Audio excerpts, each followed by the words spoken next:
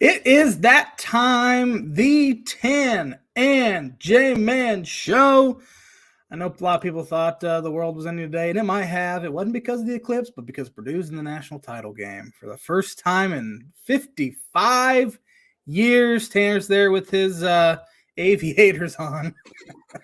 I can't see anything. His solar eclipse glasses on and his Purdue swag. How are you feeling? I just want to know. Partying like it's 1969, J-Man. Yeah. They obviously lost that one. So hopefully you're partying a little harder afterwards. But yeah, they're in it. They are in it. They are in it. Big underdogs, I guess, if for all things considering, the national championship game. Especially 2 1 seeds going at it. Yeah, I've seen the line anywhere from 6.5. My hat's all crooked and bothering me. Anywhere from 6.5 to 7.5. Dang. I put that in perspective. I know UConn wasn't the 1 seed last year, not the 1 seed overall, but they were 6.5 point favorites over San Diego State last year in the championship game. So disrespectful. Yeah, nobody's given Purdue. I've seen like 2 people maybe pick them, but it's people who picked them at the start of the March Madness. Nobody's really given them a chance, and UConn's been dominant, not only this tournament but last year. And you know, you look at their track record so far; they've had different guys lead them in scoring every game, whereas Purdue, for their 5 games in tournament, has been Zach Edey. So it's going to be interesting. I mean, can Purdue win? Yes, they can, but they're got to play darn near perfect.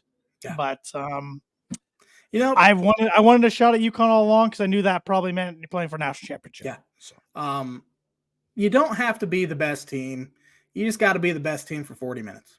That's it. Correct. That's it. Correct. So I think it's going to come down to I think the 2 keys for Purdue are limit turnovers, which they did an awful job at Saturday, and some of that was kudos to NC State's pressure, and win the rebound war. Rebound war is going to be critical tonight because both these teams are really good at rebounding. So. Yeah. Fascinating matchup that we will get into a little bit later. Do you have some birdie bogey for me? Yes, sir, I do. And it is NCAA tournament related. Let me see if I can bring it up here. All right. UConn is trying to go back-to-back for the first time since another team, because that team could be part of this trivia. But besides UConn's attempting to become the 8th team all time to go back-to-back. So there's 7 others. You can name 5 of them.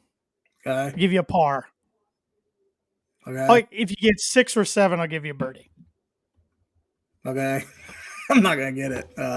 Obviously, I know a couple off the top of my head, but not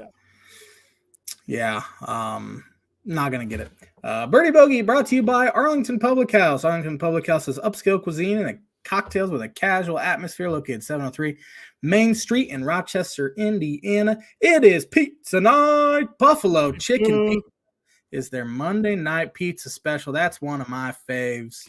Mine too.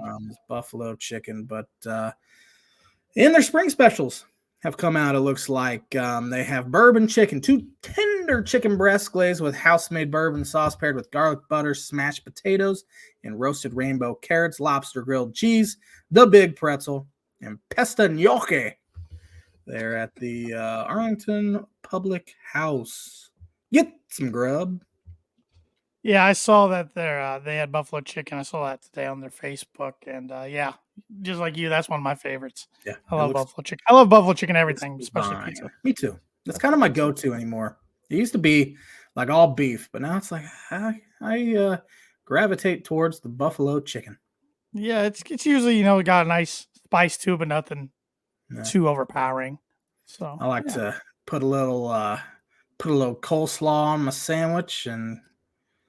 Delish.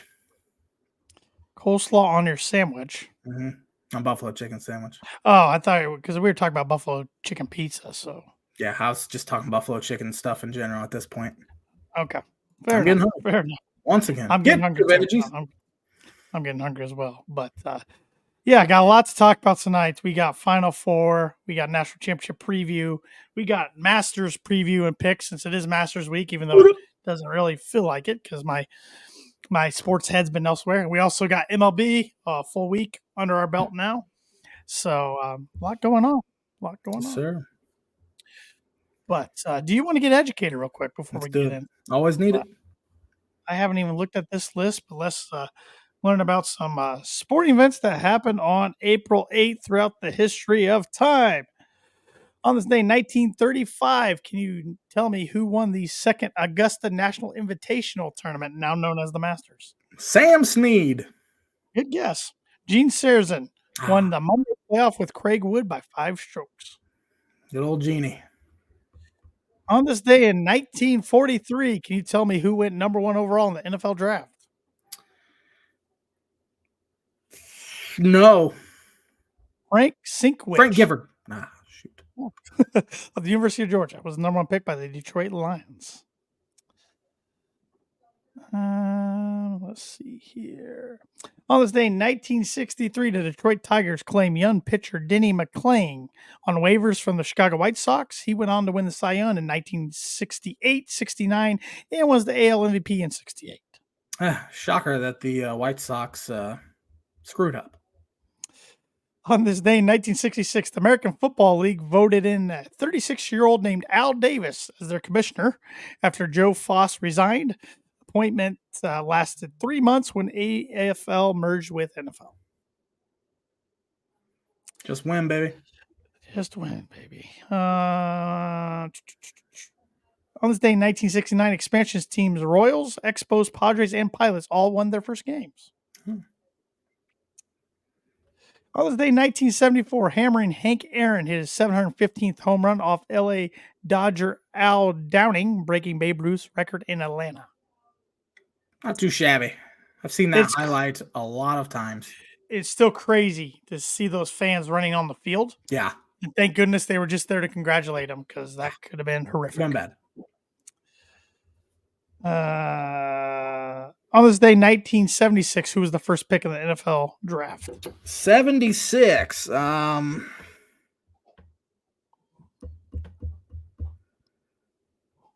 don't know.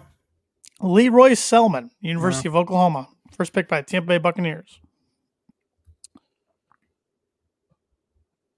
On this day, 1989, California Angels pitcher Jim Abbott, who was born without his right hand, made his MLB debut. He lasted 4 2/3 innings. Michigan man threw a no-hitter.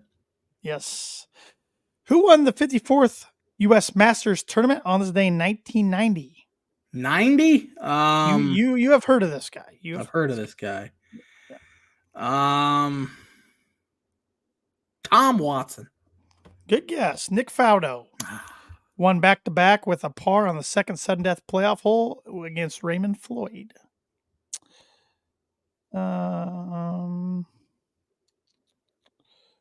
Let's see here.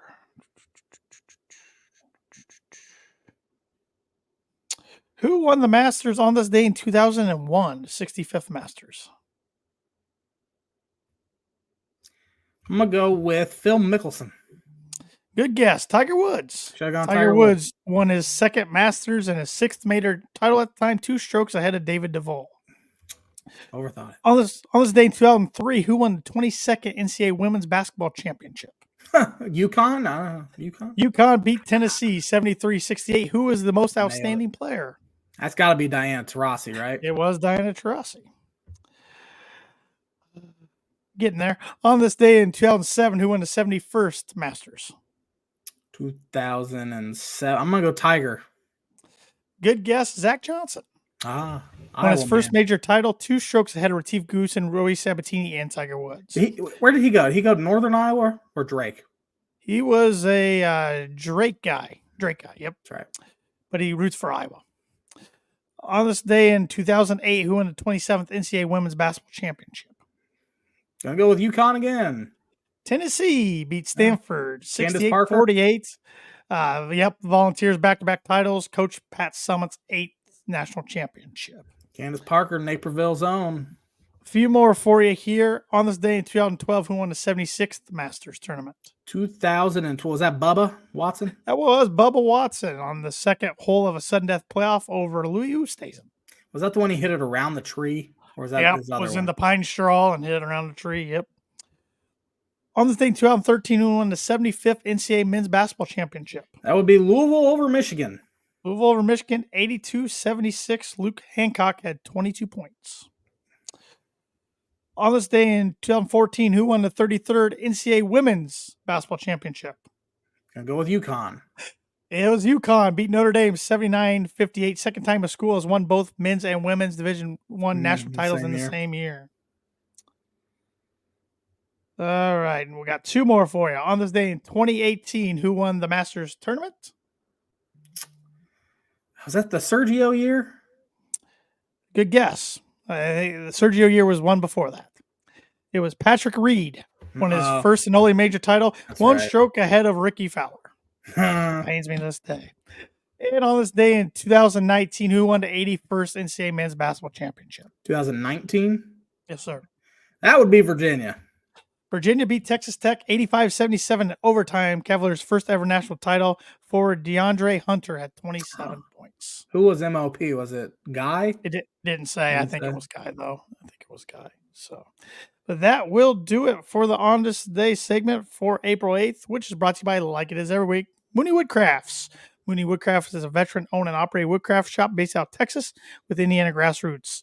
They provide 100% hand-cut custom designs that fit your needs, and their pieces are a great addition to any home, office, or man cave. You can see some of the recently completed projects by visiting them at Mooney Woodcrafts on Facebook and on Instagram. And if you let them know the Tan and J-Man Show sent you, you get 15% off your first sign order. Thad and his wife are at the national championship game tonight. Maybe if Purdue wins tonight, maybe I'll have Thad make me a nice Purdue National Champions sign I can put in the background here in my office. So, beautiful. Yeah. So get your signs in. And we got a few comments here. Ray Davis is hungry for a Purdue win. And speaking of Thad Mooney, he said, let's go. I'm going to direct you people to the Boiler Breakdown podcast. They both listen, so they're loyal to the Boiler Breakdown. So got to appreciate that. So you want to get right into basketball talk? Do it, J-Man. So Final Four weekend has come and went. Purdue was victorious over NC State, and then UConn was victorious over Alabama. Both games were somewhat close at points, but I don't think either team that was victorious really ever felt threatened, especially UConn when Alabama shot lights out in the first half and we're down 4.5. Yeah. The NC State Purdue game was not pretty. No, it was a rock fight. It was not aesthetically pleasing. I thought they had a pretty good plan on Edey, and he still went and got his own. He did have a couple turnovers.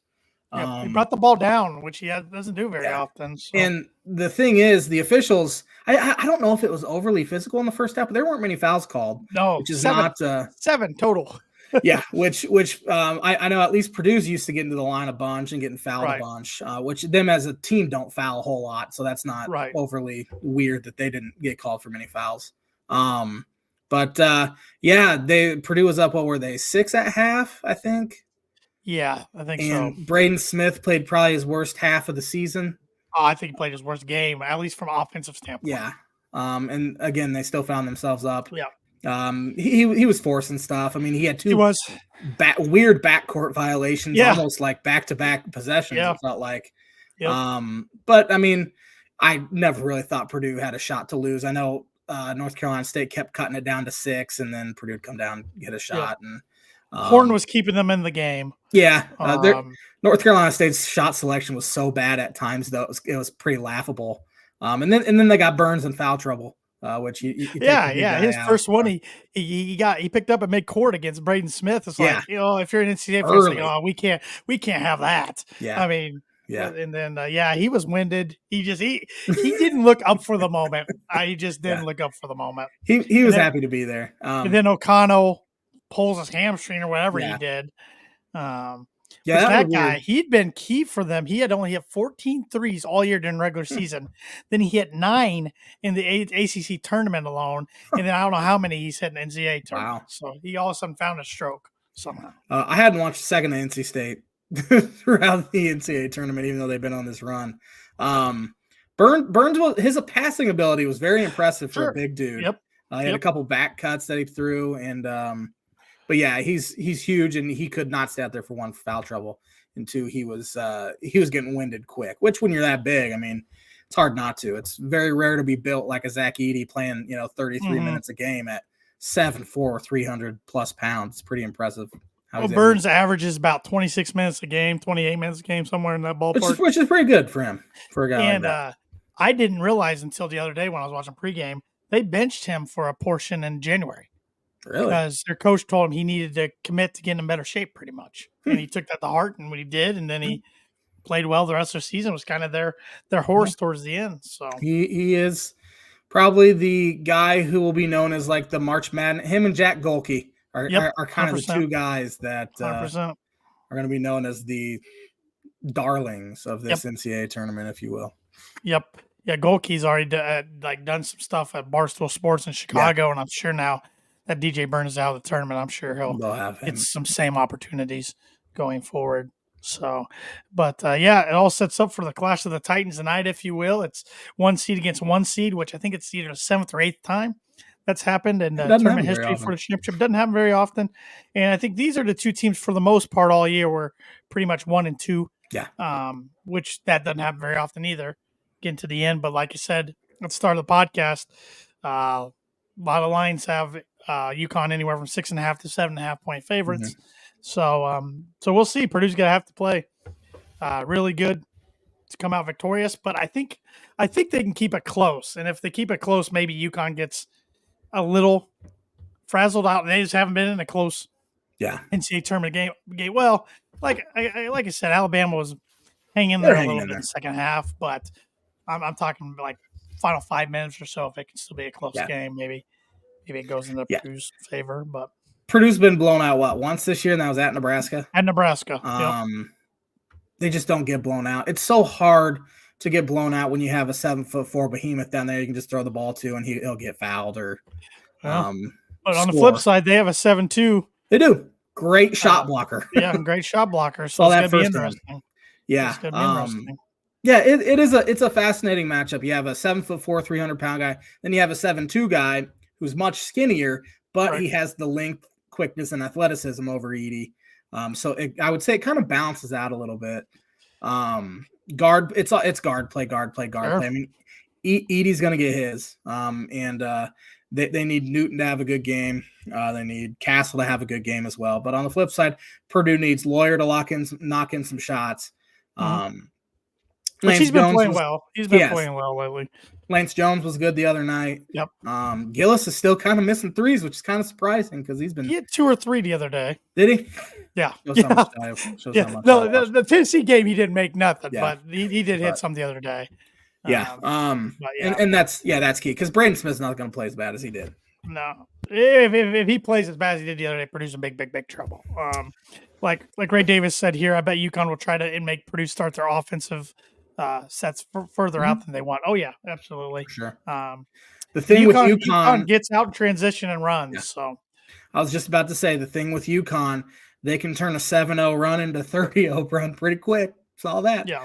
Now Purdue's obviously a lot better than Illinois is, but even the Alabama game though, Bama was hanging around. They tied it. Right. I mean, that Nelson had a huge dunk over Klingon to tie it, and all of a sudden it went from tie game down 2 to how did it get to 15 points in like 3 minutes? So that's they do that better than anybody. Yep. Yeah, especially in the second half. Yep. So it's going to be interesting. Like I said, Purdue's got to limit the turnovers, win the rebound battle, and I think then they should be in the game at least. Oh, for sure. I fully anticipate this game being decided by 10 points or less, one way or the other. It is crazy to think that Purdue's the 7th Big Ten team to make appearance in the national championship game since 2000, but all of them have come up short. Yeah.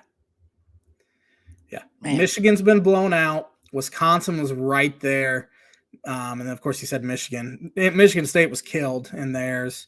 Ohio State had a chance. Illinois, Luther had missed a 3 with 12 seconds left. That would have tied it and ended up losing.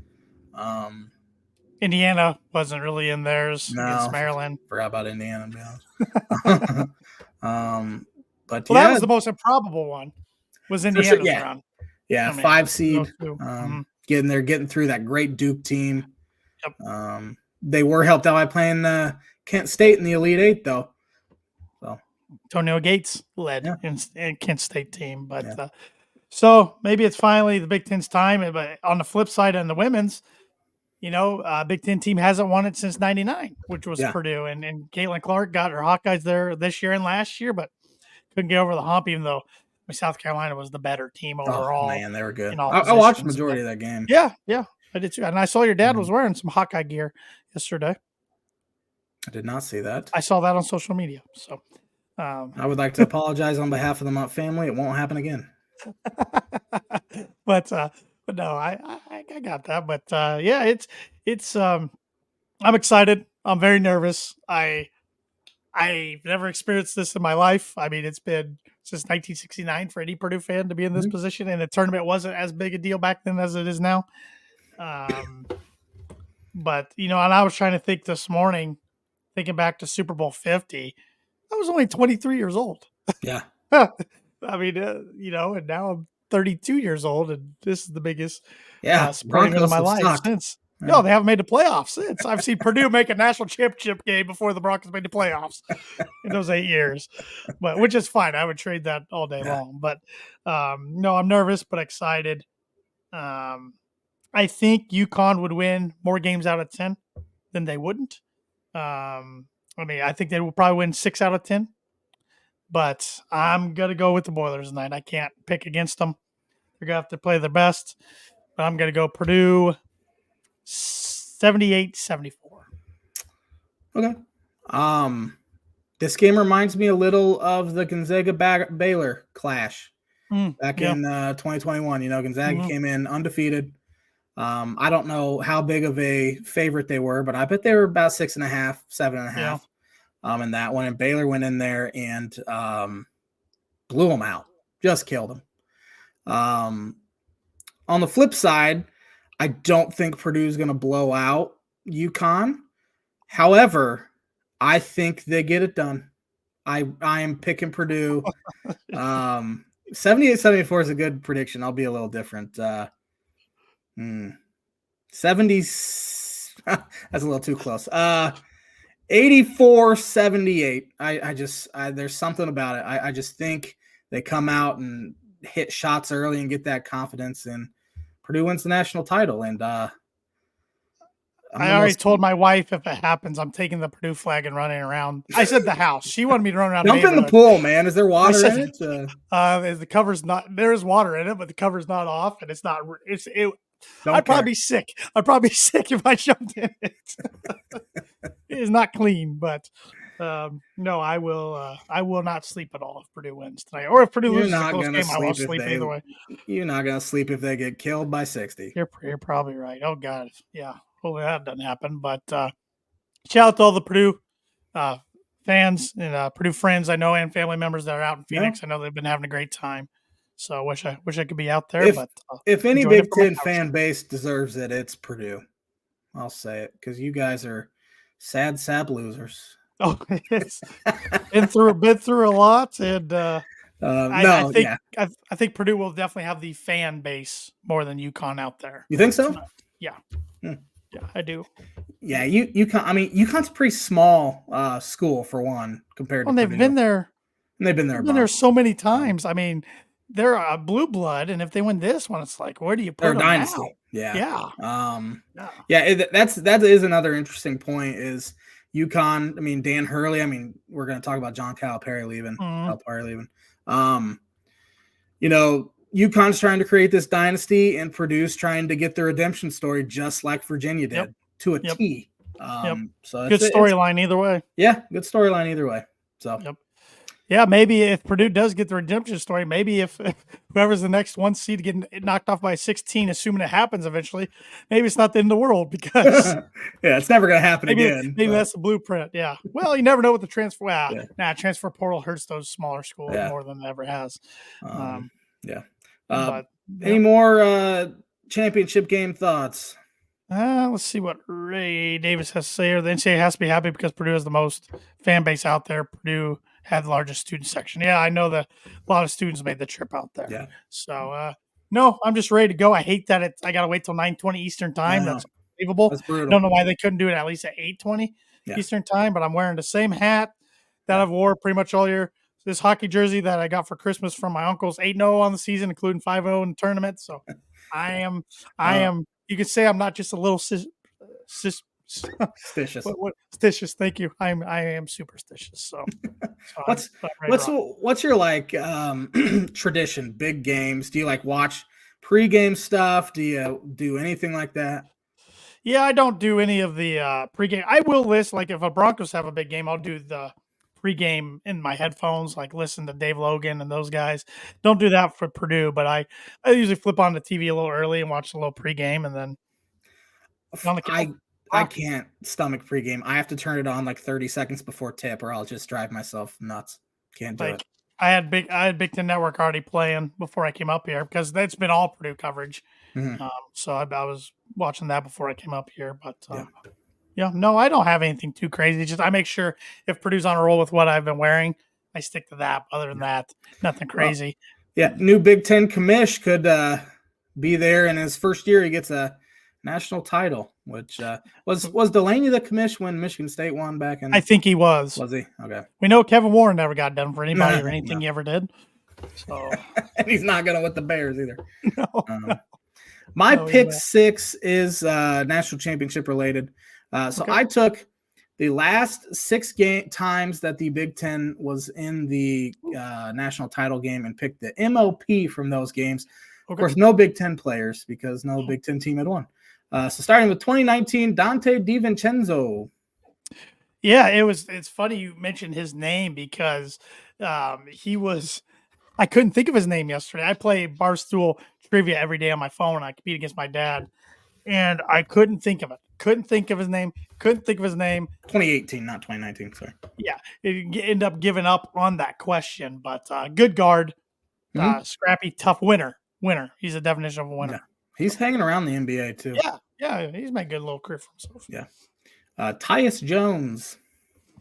I couldn't have told you he was the MOP of that tournament. That was a great Duke team. A good Duke team that won in Indianapolis like they always do. So in 2026, look for Duke to win it all when it's in Indianapolis because that's what they do. Yeah. But yeah, that Duke team was good. Wisconsin gave them everything they wanted for a while, at least, because that was a good Wisconsin team too. That was. But yeah, Tyus Jones he's still in the league somewhere, isn't he? Yeah, he was with Memphis for a while. Yeah. He was with Minnesota, I think. I don't know where he's at now though. Yeah. But you mentioned this guy in the on this day, Luke Hancock. Actually, a guy I kind of forgot about. I did too. I don't think he ever really had a run in the NBA. Maybe a couple years. It's hard to tell. I out there. But that was a good Louisville team, a team that doesn't have the banner raised anymore. But really, what I remember about that game, I remember Spike Albrecht's first half performance more than anything during that. But that Louisville team also had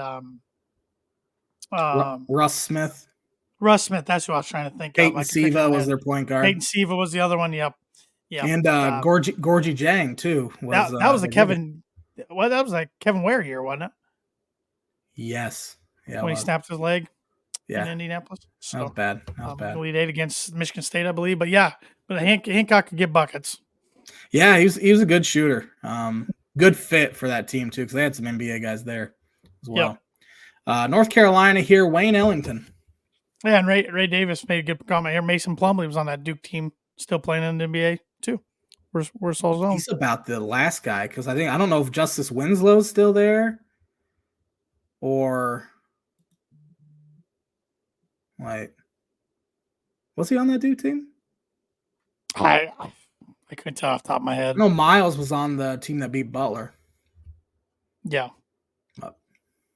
Who'd you say? I'm sorry. Wayne Ellington.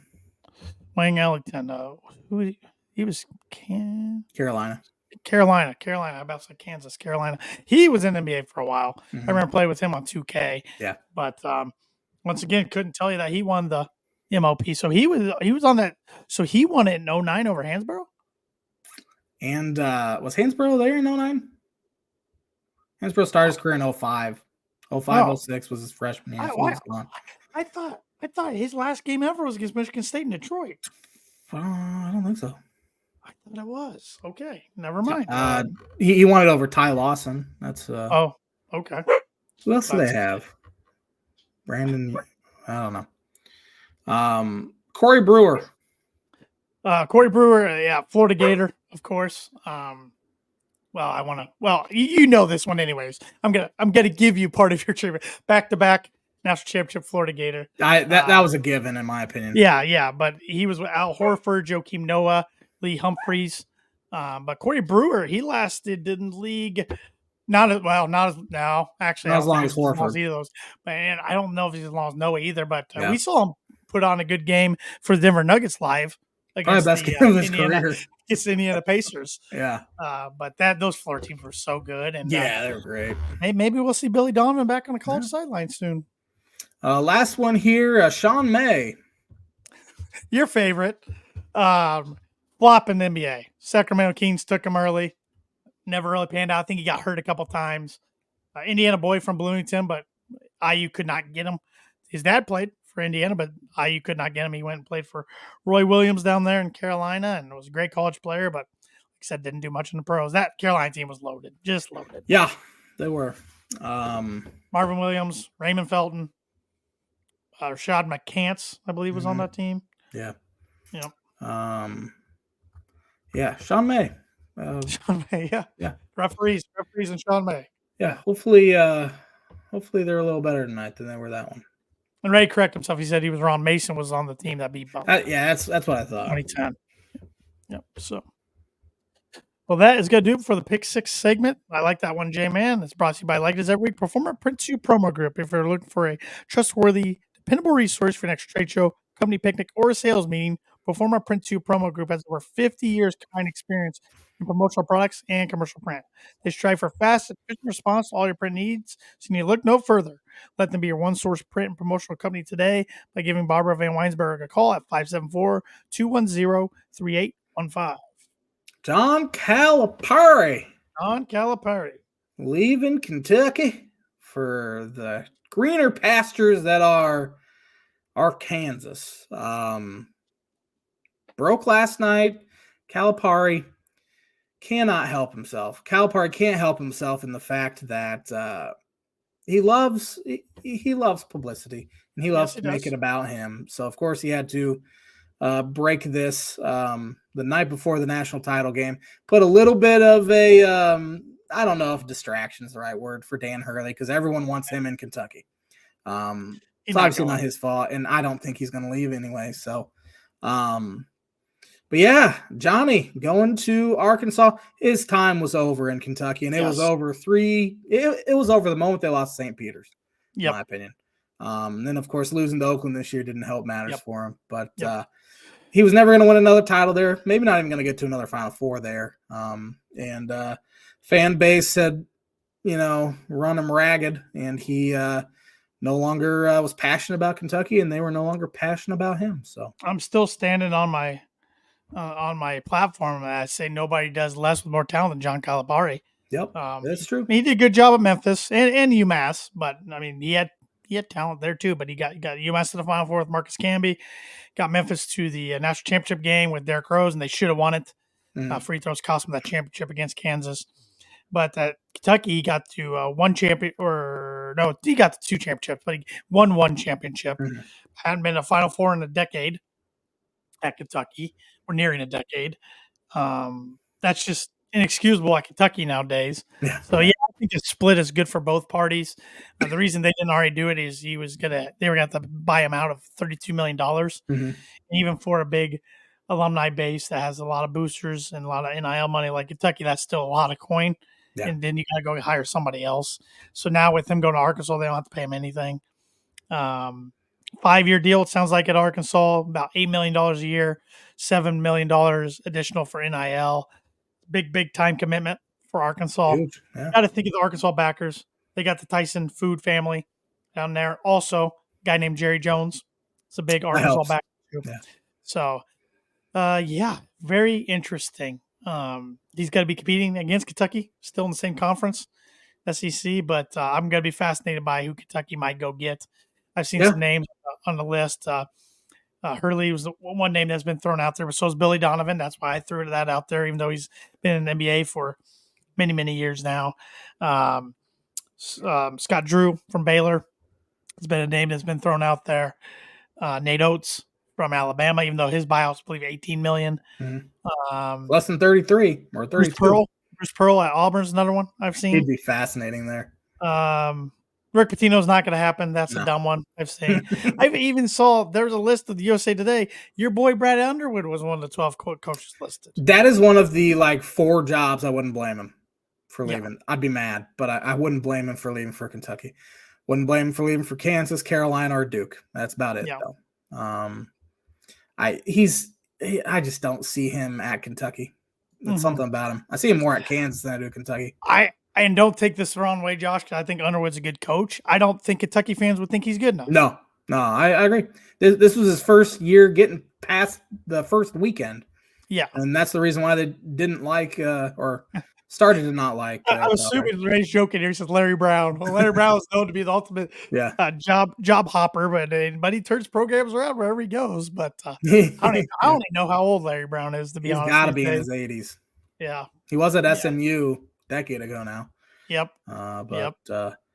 It's a fascinating job opening. Obviously, Dan Hurley's got to be their first call. You got to make him say no because he's the best coach in college basketball right now. It's hard to really argue that.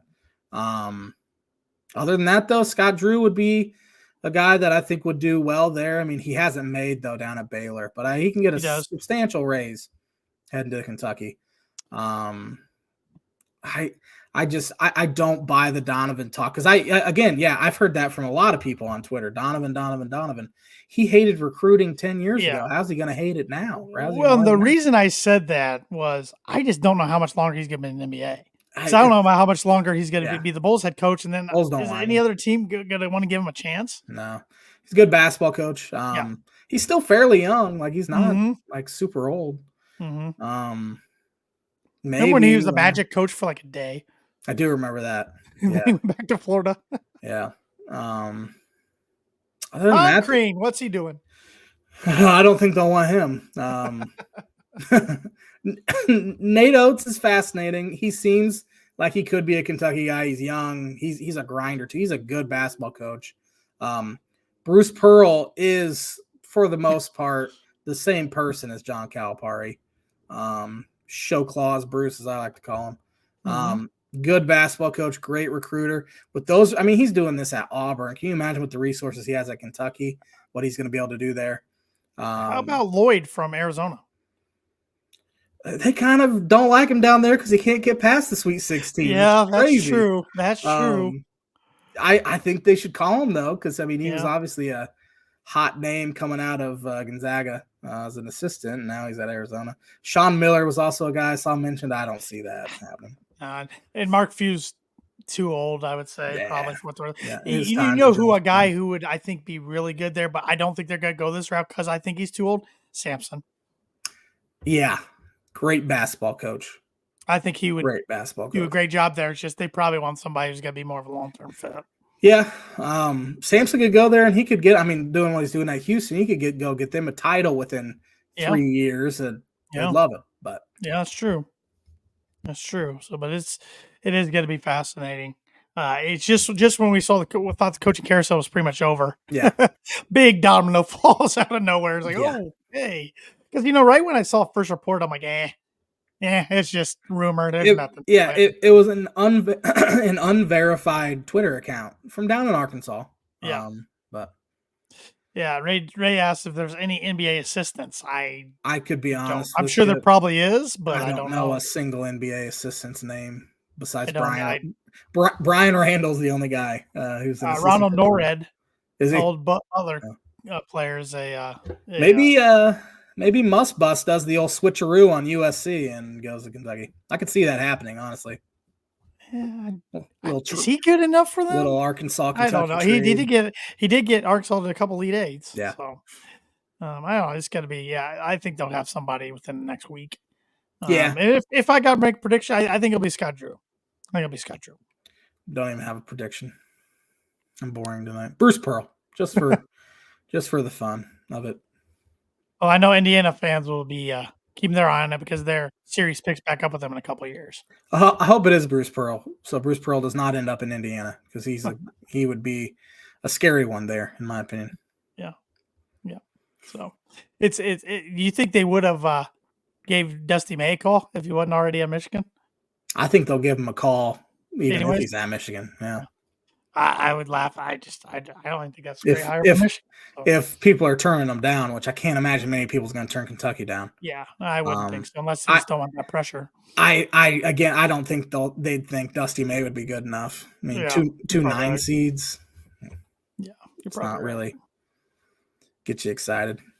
Yeah, you're probably right. But no, it was big newsworthy news coming out late last night. So, and kind of took a little thunder away from the national championship game tonight. But it has been odd. I mean, some channels have been covering it big time.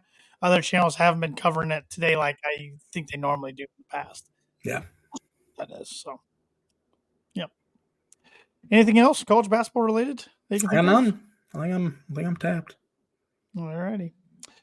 Well, this is one of my favorite weeks as a golf fan. Every year, it's the Masters, the only one of the 4 major tournaments that doesn't change their location every year. It's always played at Augusta National, Augusta, Georgia, and it's for the prestigious Green Jacket. So John Rahm is the defending champion this year. Live Golf's John Rahm now. John. But looking at the favorites, no surprise here. Scotty Scheffler is the favorite to win the Masters. He's done it just a few years ago. He's 4-1 favorite. He's #1 player in the world. It just comes down to is Scotty going to make putts or not. If Scotty's going to make putts, he's going to win the golf tournament. If he doesn't, he could probably finish top 10. Nick Sager right here said Jay Wright would be good. He also hated recruiting 3-4 years ago, and now it's completely different. And I think he wanted to get out before anyway, but Jay Wright would be really good. I will say that. He'd be fantastic there. That might be one of the jobs that could pull him out of the studio. Yeah, I can see that. He's so good on TV, too. He is. Scotty Scheffler's favorite, other favorites. Your boy Roy McIlroy's 10-1 odds. Still trying to finish that career Grand Slam for the majors, that Masters title that he hadn't even won a major title since 2014. So John Rahm 12-1, Xander Schauffele 16-1, Brooks Koepka 18-1, Hideki Matsuyama 18-1, Jordan Spieth 20-1. That whole group has combined for 15 major tournaments and 3 Masters titles. Other contenders, Wyndham Clark, last year's U.S. Open winner, he's 28-1. Victor Hovland's 30-1. Patrick Cantlay, 33-1. Justin Thomas, 35-1. Live Golf's Bryson DeChambeau, 40-1, as is Dustin Johnson, 40-1. Let's see. Then we got some long shots here. Ricky Fowler and Tiger Woods both 120-1.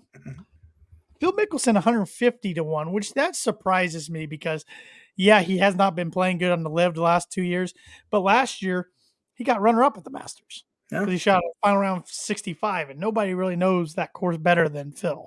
So, but it's going to be an interesting tournament. I've been going back and forth who I want to pick because I know who you're going to pick. Scotty Scheffler would be the easy pick, so I'm not going with that. I was leaning towards maybe Brooks Koepka, but he didn't play well this past weekend, which that never really means anything because he always gets focused there in the majors anyways. I am going to go with Live Golf's Bryson DeChambeau. All right. Would that make a lot of people mad? Is he still reviled? Not as bad as he used to be. Much. Like he and Brooks are buddies now that they both play on Live. Like that's been squashed. Yeah. That's been squashed. I don't know. It's he's not as hated as I think he used to be, but also golf just needs something. The ratings are down not only in Live right now, but also the PGA Tour ratings are down. Yeah, it needs that juice. But I got to think it's the Masters. Tiger's in it, even though I don't know if Tiger's gonna be able to make the cut. But it needs something. It needs something to get it going. So maybe this is the week. What happened to Justin Thomas? He's 35-1 odds. I mean, he made the Ryder Cup team last year when he probably shouldn't have. But, yeah, his game's kind of been dipped off a little bit. So I wonder how that happens. I don't know. Some guys just kind of lose it. I mean, David Duval's the picture boy of that. I mean, he was world #1 and won the British Open and then had an injury like in 01. I think he won 14 or 15 diamonds on tour, had an injury around 01 and never got healthy again and never was even close to win another golf tournament. So I think you have a ghost. It's a dog, but he likes to think he's a ghost. Ray Davis is picking Rory. You know what? I like Ray Davis's thinking. This will be the J-Man's Book It prediction of the week. Rory's getting her done. Book it. Grand Slam time. 8 times a charm picking him for you. For the Masters. I mean, I've picked for him the Masters alone. Every other major. Yeah. So that's 32 times charm at this point. J-Man's Book It prediction brought to you by Indiana Farm Bureau Insurance Agent Travis Watchering for Life, Home, Auto, Business, Renters, Workers' Comp, and Farm Insurance. Contact Travis at 219-869-4561. His email is travis.watchering@infb.com. Book it! And since you're talking about Rory, you can get your Rory McIlroy t-shirt on TannenJManShowStore.com. I'm taking Rory. I'm taking Rory. So TannenJManShowStore.com. You can find t-shirts, hats, coffee mugs, pint glasses, stickers, hoodies, all types of stuff. So go get your Tannen J Man Show merch. We appreciate it, and you'll look great doing so. That's all I got for golf talk. I don't have too much. I'll have more hopefully next week after the Masters is over. Can't say I've watched a lot of golf yet this year. So No, my sports has been pretty focused on Purdue basketball lately, and you know, Jay man, what I'm gonna have to do next week? I'm gonna have to do my one of my mock drafts. Yeah, it's almost NFL draft time. I know.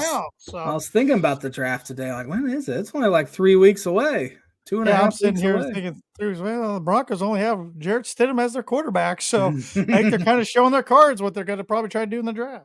So, yeah. So look out for Tanner's mock draft next week, supposedly. We'll see. Yes. Baseball time, as you said, we are a week into week plus, I should say, into the good week for the Cubs. Baseball. So yeah, good week for the Cubbies.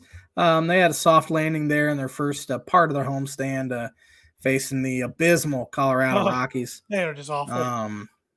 Swept them fairly handily. But then the old mighty Dodgers came to town, strutting their stuff with Yamamoto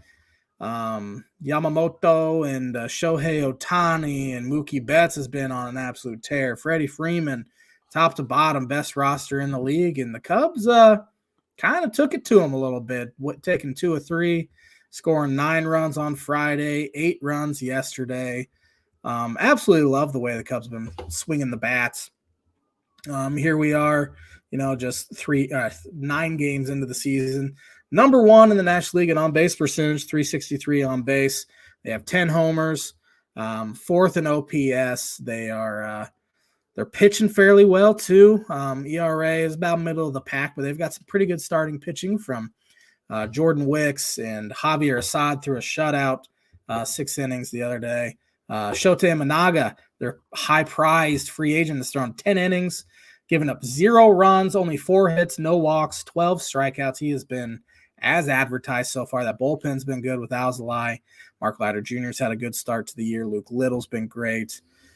Drew Smiley's been good out of the pen. So the early returns are good for this team, and hopefully they can keep going. Nico Horner's kind of struggling a bit, only hitting 133. But he's proven track record to hit. Their best offseason pickup, I know Cody Bellinger was their best on paper, and because of course he was a free agent, but they brought him back, so I'm not even going to count him. Michael Busch traded for with the Dodgers early in the offseason. First baseman who's top 50 prospect in the game. Been very good so far. Hit his first career homer, or first homer as a Cub, I should say, against the Dodgers on Friday, and made a diving catch to save the game in the 9th inning with 2 outs.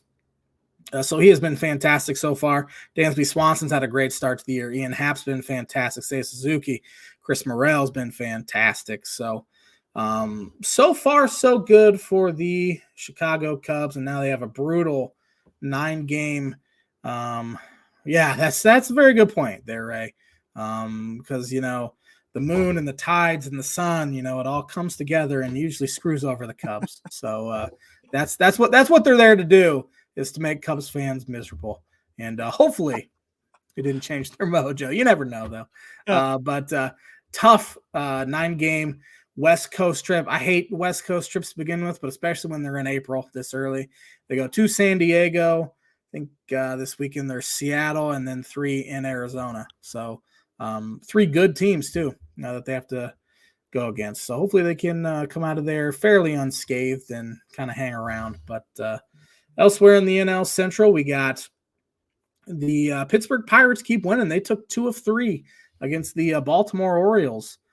So they're sitting here at 8-2. The Brewers have played some good baseball, 6-2. Everyone in the NL Central is 500 or better. It's the only division in baseball so far to have done that. And the Reds are 5-4, Cardinals 5-5. Then you have the NL East. The Miami Marlins started out the season losing 9 in a row. They're so bad. They lose their stud pitching prospect, not even a prospect. He's up in the big leagues. He's having Tommy John surgery, so he's out for the year. They can't hit. They can't pitch. Management's an absolute joke. They fired their general manager. Heads are falling off. Their pets' heads are falling off. They fired their general manager, who was the only female GM in baseball, after she led them to their first real postseason appearance in 2003. And now they started out 1-9. So karma, a little bit of karma there. AL East, Yankees are looking good, 8-2. Juan Soto's been fantastic. They're staying healthy so far. Well, Stanton won't, but so far he's playing good. He's playing. Yeah, he had a big grand slam the other day. Boston surprise team through first 10 games. It'll change. They're 7-3, and they're mainly doing it via pitching, which their pitching on paper is pretty pathetic. So I assume that'll change. Baltimore, slower start to the year. Same with Tampa Bay and Toronto. AL Central, Cleveland and Guardians. Ooh, man. It's been a couple years and I'm still doing that. Cleveland Guardians 7-2, but got some real terrible news. Stud pitcher Shane Bieber, who had been unreal in his first 2 starts, 20 strikeouts through his first 2 starts, blew out his elbow and he's having Tommy John surgery. And he'll be out for the rest of the year. Is it just me, or is that starting to happen more and more to guys? Starting to happen more and more. And, of course, the players and the Players Association are blaming the pitch clock because there's less time to kind of wind down between pitches. Could be a factor. Yeah. Also, you look at the previous or you look at the guys' top 20 in velocity, and 14 of those guys have missed significant time with shoulder or elbow injuries. So they're starting to think that maybe velocity is starting to cause some of these issues. Guys are going like selling out for velocity, wanting to throw 97 to 100. Right. Gets you paid, but it also gets you hurt. So it'll be interesting to see how they can do to kind of scale that back. It's going to be hard, real hard to scale that back. Need more Greg Maddux and Tom Glavins. Yeah. There. I mean, even a guy like Kyle Hendricks has had his fair share of injuries here the past couple of years. For the most part, he'd been healthy, but and one guy made a good point. Back in the day, Verlander would start out at 91 to 93, and by the 7th inning, he's 97. And part of it could be kids especially are playing way too many baseball games. I mean, I've heard of kids playing 130 baseball games in a summer. 9-year-olds throughout the year playing 130 baseball games. That's not right. No. For one, they need to be kids. And 2, it's bad for their body. Mm-hmm. I mean, we were playing maybe 15 games, 20 games tops.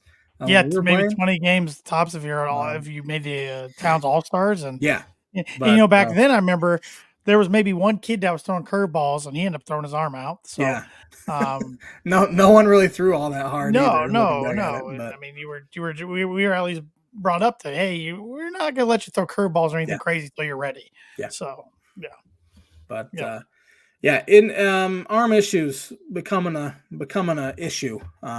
White Sox stink. Good, especially for these good teams. But White Sox are horrendous. Jerry Reinsdorf's a joke. He's been a joke forever. And he's still living off that Michael Jordan high of the 90s. And he had one fluke year with the White Sox. But other than that, it's been a whole bunch of nothing from him this century. A's are moving to Sacramento for 3 years. Wouldn't surprise me if they just stay there, to be honest. Who cares? Who cares at this point? And honestly, they're going to be playing in a AAA stadium. They're going to be selling more tickets that way. Yep. It's a 13,000 seat stadium. Their owner had one of the dumbest quotes I think any owner has ever had. Did you see this? I did, but I don't. You refresh my memory. He said, it's going to paraphrase a little bit. This is a nice, intimate little venue, and I'm so excited to see Major League Baseball superstars like Aaron Judge come in here and hit homers, and it'll just be great for the game of baseball. He's excited to watch superstars that aren't playing for his team come in there and hit homers against his team that has no superstars because he's a cheapskate, loser, low life that needs to sell the team, honestly. But that made the rounds. That made me laugh for one, but it also made me very mad for the people of Oakland and his team, because they have also sent a guy down who was hitting well over 400 to start the year because he was wearing an armband or like one of those Live Strong looking bracelets that was an anti-ownership. You probably shouldn't be wearing it, but it's a real bad look to be sending him down after hitting 460 to start the season. So Oakland A's, worst organization in professional sports now, in my opinion. Yep. The Moneyball days are long gone. Long gone. And Billy Beane ought to be pretty embarrassed about how it's going. Yep. So, let's see what else happened in baseball this week. Not a whole lot, to be honest. I'm running out of stuff to talk about as far as baseball goes. Cubs playing pretty well. Again, West Coast trip's going to be tough. Mets have finally found some wins. They lost their first 5. They were 0-5 in their I was aware. Frank made everybody aware. Gary Cohen's one of the best play-by-play guys. He goes, it's the 7th inning. There's nobody here. The Mets are 0-5. They have no hits. This feels like rock bottom. It's game 6 of the season, or game 5 of the year. So that was a pretty good quote, but they did find a way, I think, to win that game. And now they're 3-6. So at least they've gotten off the schneid a little bit. No real surprises throughout the game. No real disappointments either. It's all kind of playing out how a lot of people thought it would, to be honest. Besides the Pirates being really good. It's early. Early. The Pirates last year, didn't they start out like unbelievable? Like their April was absurd. Like shockingly absurd. Let's see what it was. In April, they went 19-9 in April last year. And people were like, man, this team's really, like, actually really good. They went 8-18 in May. So I'm expecting that to kind of happen again to the Pittsburgh Pirates. And Nick Sager here with Strasburg, another one that he's a great example. Yep. Great example, who just officially retired after not playing since, I think, 2019. And when he was healthy, he was good. Yeah, he's a great example. Mark Pryor, another one back in the day. Great example. So hit me with that birdie bogey. Yes, UConn is trying to join a list of 7 other teams to be back-to-back national champions. If you can name 5 of those 7, you get a par. 6 or 7 of the 7, you get a birdie. Well, Florida. That is one. I believe Indiana did it in the 70s. No, they did not. They didn't. Okay. All right, I lost that one. You're still good. UCLA. Yes, they did it multiple different times. You know what's sad? When I was thinking Indiana did it in the 70s, in my mind, I had the Cincinnati Reds in my mind. They did it in the 70s. World Series. Different sport altogether. Yeah. Has Duke done it back-to-back? Duke, 91, 92. Yep. So I need what, like 3 more? You need 2 more. 2 more. 2 more out of the 4 left. These are the hardest. These are the hardest ones because they're the oldest ones. So, San Francisco with Bill yes, 55, 56. Oh, hold that one out. God. I gotta have a guess. Kansas.